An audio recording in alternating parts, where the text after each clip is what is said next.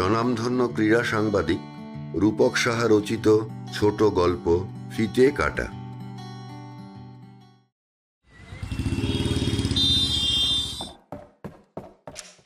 অফিসে ঢুকে দেখি রিসেপশনে বসে আছেন বুচান্দা। আমাকে দেখেই বলেন, কি রে, এত দেরি হলো? সেই 2:30 থেকে বসে আছি, কোনো পাত্তাই নেই। শুনে খুব খারাপ লাগলো। প্রায় 4টে বাজে, তার মানে বুচান্দা ঘন্টা দেড়েক বসে আছেন। তাড়াতাড়ি বললাম, কিছু মনে করবেন না বুচান্দা, ইস্টবেঙ্গল আজ ব্রাজিল থেকে এডু রিবেইরো নামে একটা প্লেয়ারকে নিয়ে এলো।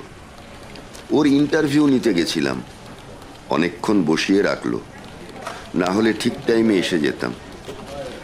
চলুন চলুন ওপরে চলুন, বসে কথা বলা যাবে।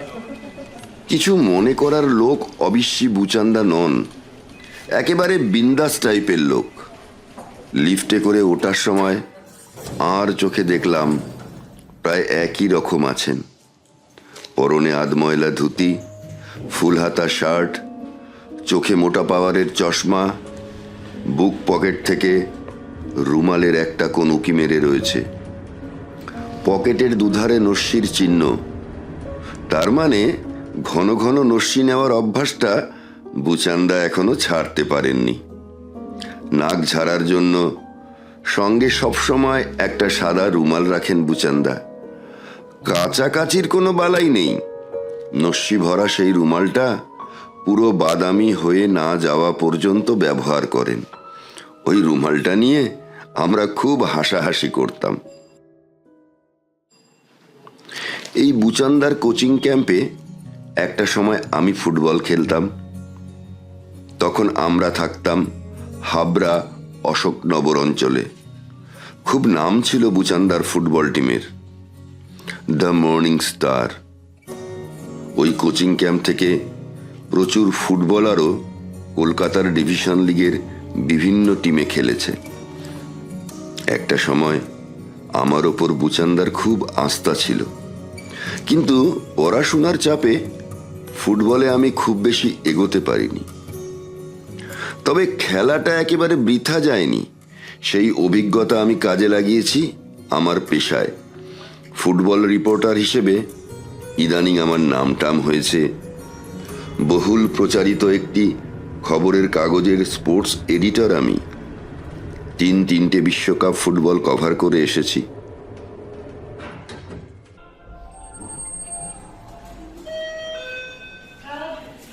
ডিপার্টমেন্টে এসে একটা চেয়ার এগিয়ে দিয়ে বললাম, কি ব্যাপার বলুন তো বুচান্দা?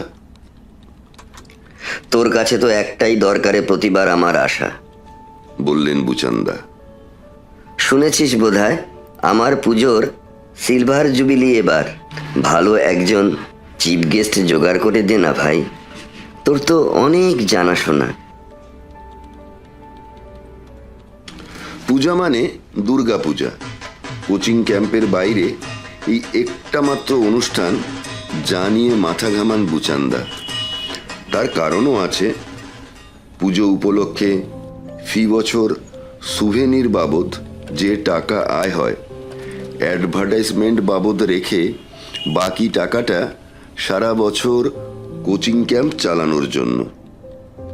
অশোকনগরে যখন থাকতাম তখন আমিও পুজোয় বুচান্দার সঙ্গে খেটেছি। কলকাতায় আসার পর থেকে সেই সময়টা আর দিতে পারি না। তবে সুভেনিরের জন্য প্রতিবার 2-4টে বিজ্ঞাপন জোগাড় করে দিই, আর পঞ্চমীর দিন উদ্বোধন অনুষ্ঠানে নিজে যাই কলকাতা থেকে কোনো একজন সেলিব্রিটিকে নিয়ে। গত বছর নিয়ে গিয়েছিলাম মোহনবাগানের ব্যারেটোকে। অশোকনগর ফেটে পড়েছিল ব্যারেটোকে দেখার জন্য। সিলভার জুবিলি বলে হয়তোবার একটু বড় করেই হচ্ছে পুজো, তাই যাতে আরো নামি কোনো চিফ গেস্ট নিয়ে যাই, বুঝলাম সেই অনুরোধ নিয়েই এসেছেন বুচান্দা। কোনো সিনেমা আর্টিস্ট হলে আবার চলবে না, বা কোনো ক্রিকেটার। ফুটবল পাগল মানুষ বুচান্দা, তাই চিফ গেস্ট হিসেবে কোনো একজন ফুটবলারকেই নিয়ে যেতে হবে আমাকে। বললাম, কার কথা ভাবছেন বুচান্দা? দিব্য হলে ভালো হয়।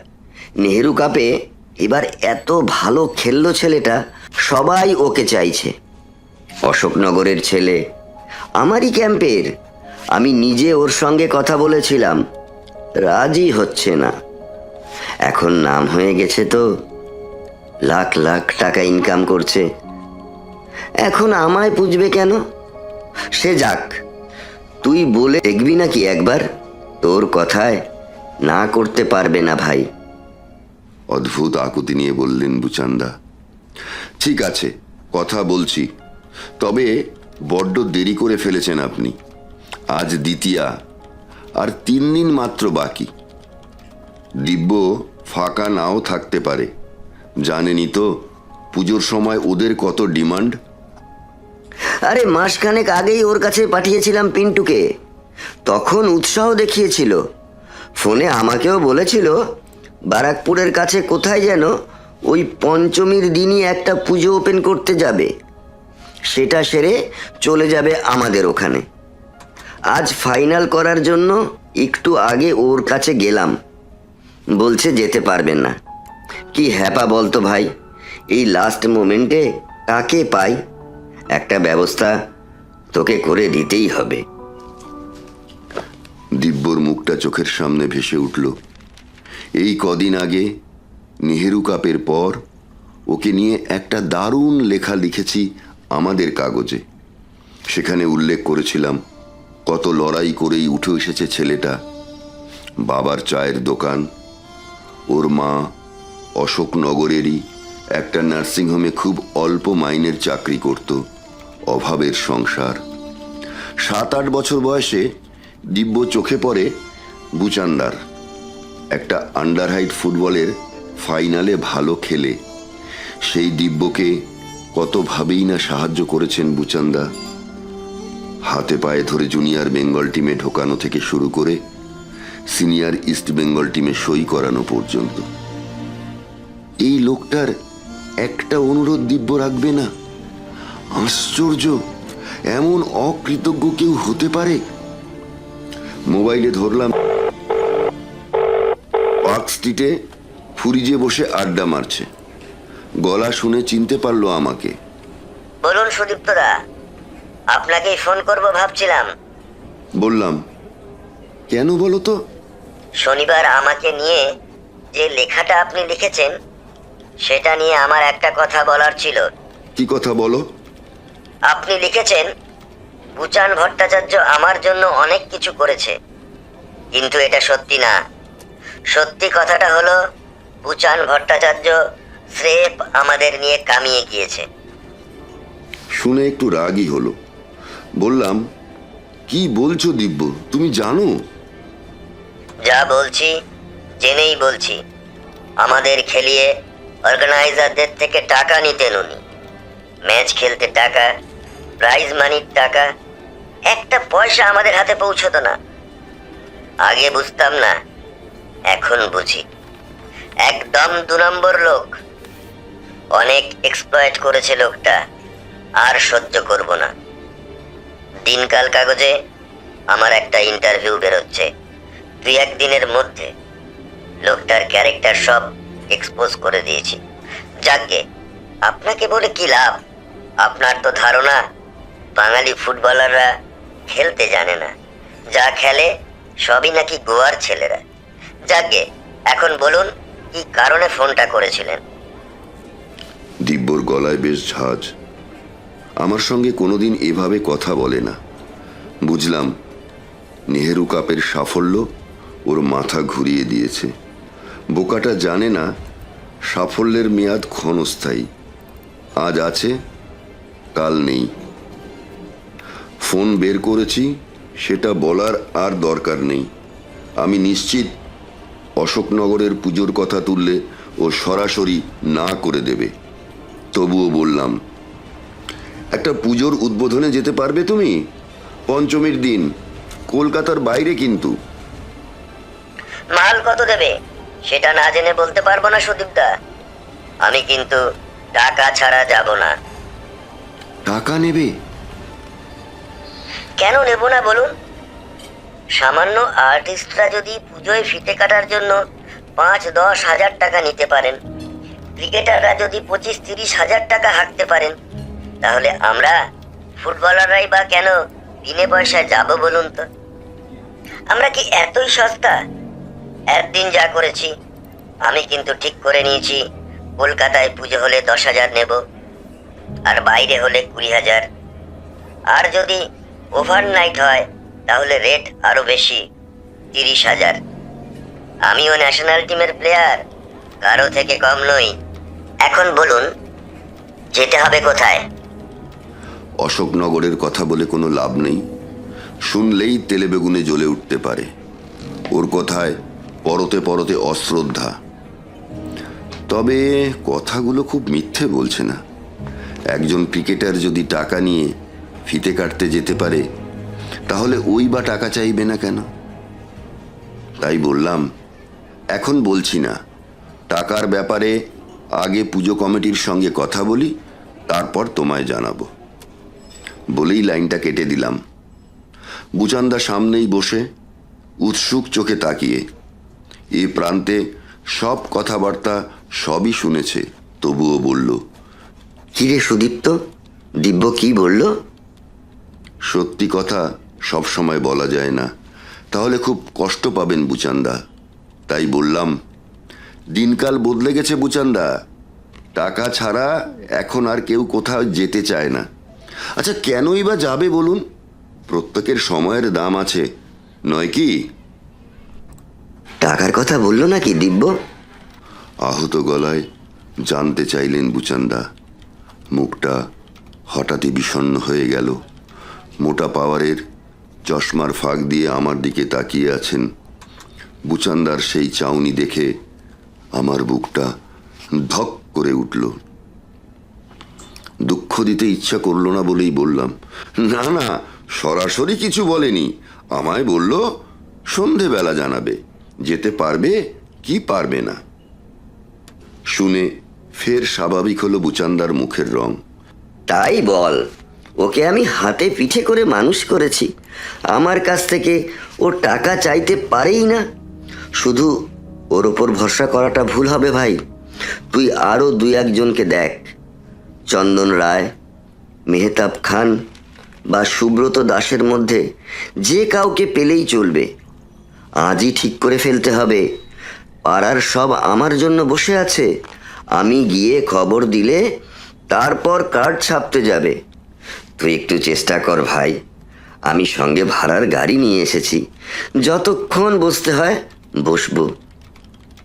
নিজের কাজ ফেলে ফুটবলারদের ফোন করা শুরু করলাম, কিন্তু কাউকেই পঞ্চমের দিন পাওয়া যাচ্ছে না। কেউ অশোকনগরে যেতে চায় না, কেউ নিজের পাড়ায় ব্যস্ত, কেউ আবার ফ্যামিলি নিয়ে পঞ্চমীর দিন নাকি বেড়াতে যাচ্ছে। এক একজন এক এক রকম বলছে। কেন জানি না, মনে হলো আমাকে এড়ানোর জন্য সব অজুহাত দিচ্ছে। আমি সাংবাদিক বলে কেউ সরাসরি না করতে পারছে না। একটা সময় হতাশ হয়ে রিসিভারটা ক্রেডেলে রাখতেই দেখি সামনে দাঁড়িয়ে কৌশিক, আমার ডিপার্টমেন্টেরই সিনিয়র রিপোর্টার। প্লেয়ারদের সঙ্গে ওর সম্পর্ক বেশ ভালো।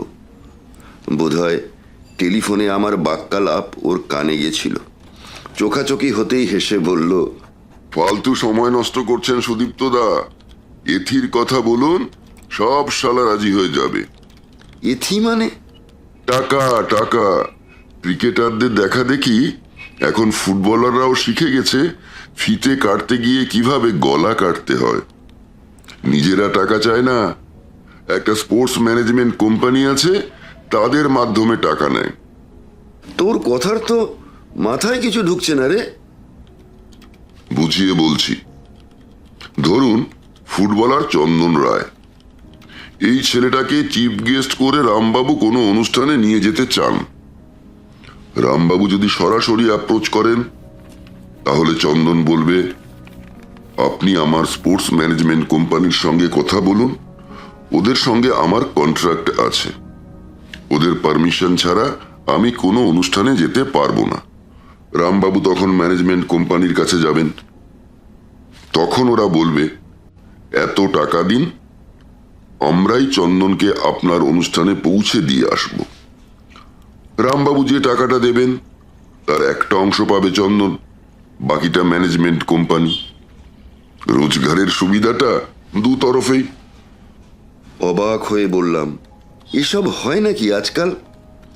তাহলে দিব্য আমাকে ম্যানেজমেন্ট কোম্পানি দেখালো না কেন? কৌশিক বলল, আপনার কথা আলাদা, পরে যদি কোনো লেখায় ওকে বাধা দেন সেই ভয় আছে। আমার উল্টো দিকে বসে বুচান্দা অসীম ধৈর্য নিয়ে শুনছেন। হঠাৎ বললেন, সবাই টাকা চাইছে না রে, আমার কাছে খুব বেশি নেই, 1,000 হবে।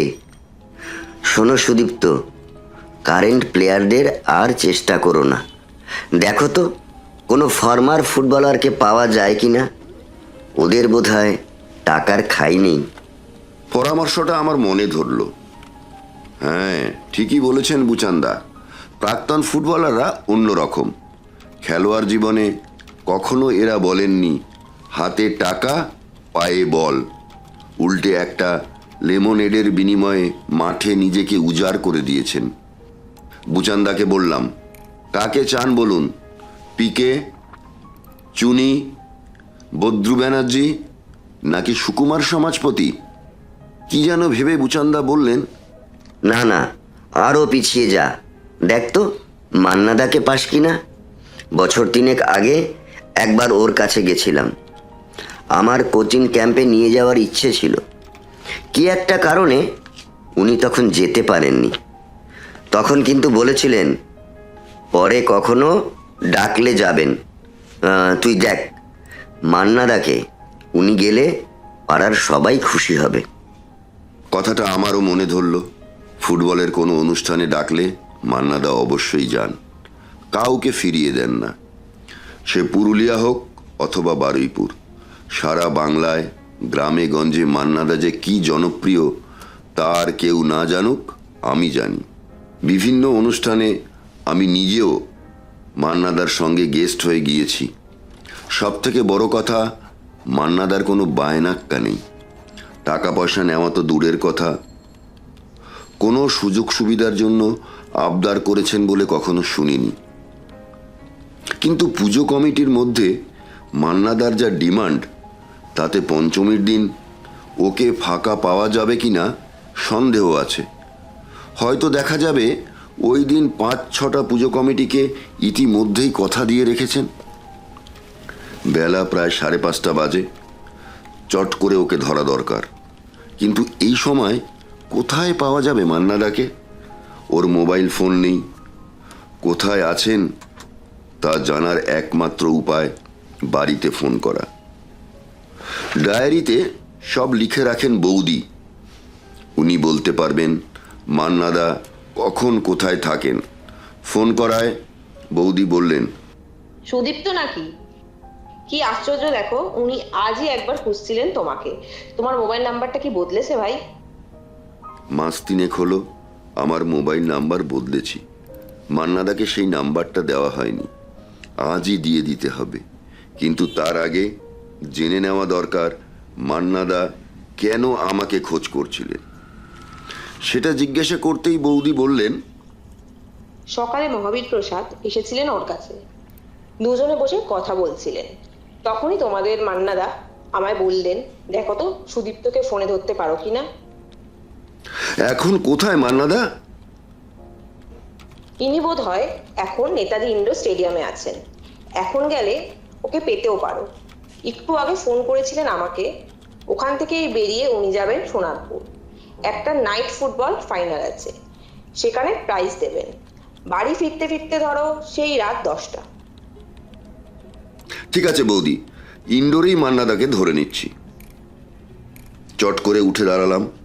বুচান্দাকে বললাম, চলুন, 10 মিনিটের মধ্যে নেতাজি ইন্ডোর পৌঁছতে হবে, না হলে মান্নাদাকে আজ আর ধরা যাবে না। পড়ে রইল আমার এডু রিভিউর ইন্টারভিউ লেখার কাজ। কৌশিককে বললাম, ফিরে এসে লিখে দিচ্ছি। ইন্ডোর স্টেডিয়ামে যাচ্ছি, একটা স্টোরি পেলেও পেতে পারি। অফিস থেকে বেরোবার সময় আমার মাথায় শুধুই মহাবীর প্রসাদ হেলসিঙ্কি অলিম্পিকে ভারতীয় দলের হয়ে খেলেছিলেন মান্নাদার অধিনায়কত্বে। সে অনেক বছর আগেকার কথা। উনি থাকেন শ্যামনগরের দিকে।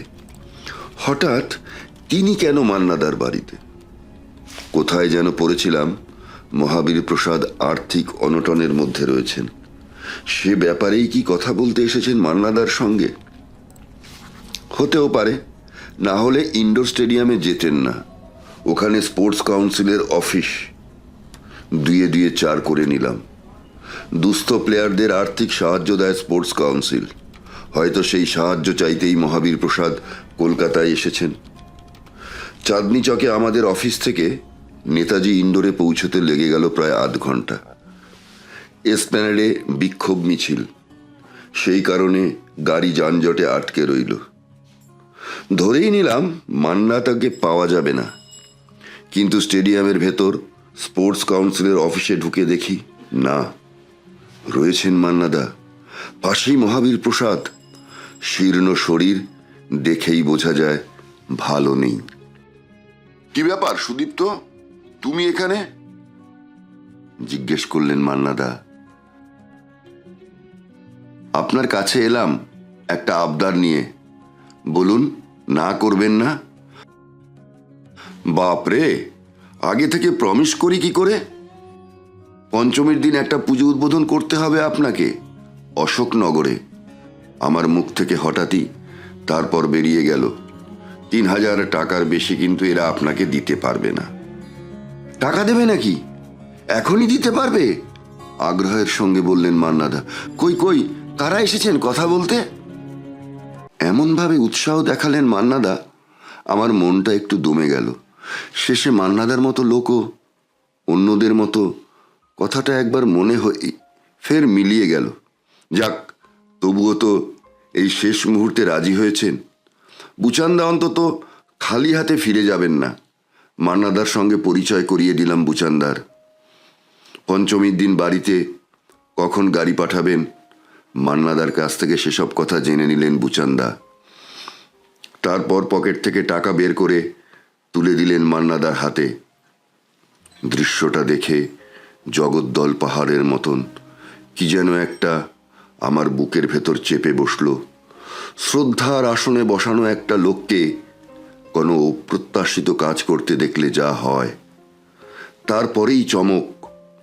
টাকার বান্ডিলটা হাতে নিয়েই মহাবীর প্রসাদের বুক পকেটে ঢুকিয়ে দিলেন মান্নাদা। যেন হাঁপ ছেড়ে বাঁচলেন। তারপর বললেন, যা, তুই বাড়ি চলে যা, সাবধানে যাস, যেন পকেটমারি হয়ে না যায়। হ্যাঁ রে মহাবীর, তুই শিয়ালদা অবধি যাবি কি করে? চোখে জল, কৃতজ্ঞতায় গলার স্বর বেরোচ্ছে না মহাবীর প্রসাদের। মান্নাদার হাত দুটো ধরে কোনো রকমে উনি বললেন, চিন্তা করো না ক্যাপ্টেন, ঠিক পৌঁছে যাব ট্রামে করে। বুচান্দার সঙ্গে গাড়ি আছে না? গাড়িতেই তো শিয়ালদা পৌঁছে দেওয়া যেতে পারে আমাদের প্রাক্তন অলিম্পিয়ানকে। এটুকু সম্মান তো জানাতেই পারি। কথাটা মনে হতেই বললাম, ট্রামে করে যাওয়ার দরকার নেই। বুচান্দা গাড়িতে অশোকনগর যাচ্ছেন, আপনাকে শিয়ালদায় ড্রপ করে দেবেন। মহাবীর প্রসাদকে নিয়ে বুচান্দা চলে যাওয়ার পর মান্নাদার সঙ্গে হাঁটতে হাঁটতে ইন্ডোর স্টেডিয়াম থেকে বেরিয়ে এলাম। বুক থেকে সেই জগদ্দল পাথরটা নেমে গেল। মনে প্রচণ্ড কৌতূহল। 3000 টাকা নিয়েও মান্নাদা কেন মহাবীর প্রসাদকে দিয়ে দিলেন? জিজ্ঞাসা করা উচিত হবে কিনা ভাবতে ভাবতেই হঠাৎ মান্নাদা বললেন, আর বলো না, সকালবেলা মহাবীর আমার বাড়িতে এসে হাজির। পুজো এসে গেছে, নাতি নাতনিরা জামা কাপড় দেওয়ার জন্য আবদার করছে, অথচ বেচারার হাতে টাকা নেই। সকাল থেকেই অনেককেই ফোন করে ফেললাম, তোমাকেও করেছি, কিছু জোগাড় করতে পারিনি। শেষে এসেছিলাম স্পোর্টস কাউন্সিলে, ওদের কাছ থেকে কিছু টাকা ওকে জোগাড় করে দেওয়া জন্য। তার আর দরকার হলো না। কি করব ভাই, একসঙ্গে খেলেছি, আমি ওদের ক্যাপ্টেন, দায়িত্বটা তো এড়িয়ে যেতে পারি না। তোমাকে অনেক অনেক ধন্যবাদ, ওর একটা হিল্লে করে দেওয়ার জন্য। কথা বলতে বলতেই হাত তুলে একটা ট্যাক্সি থামালেন মান্নাদা। 80 ভাই বলে উঠে পড়লেন তাতে। এসপ্ল্যানেড মুখে হাঁটতে হাঁটতে একটা কথাই ভাবছিলাম, আজ থেকে 30 বছর পর চন্দন রায় যদি দিব্য চ্যাটার্জির কাছে কোনো রকম সাহায্যের আশ্বাসে যায় তাহলে কি হবে। নমস্কার।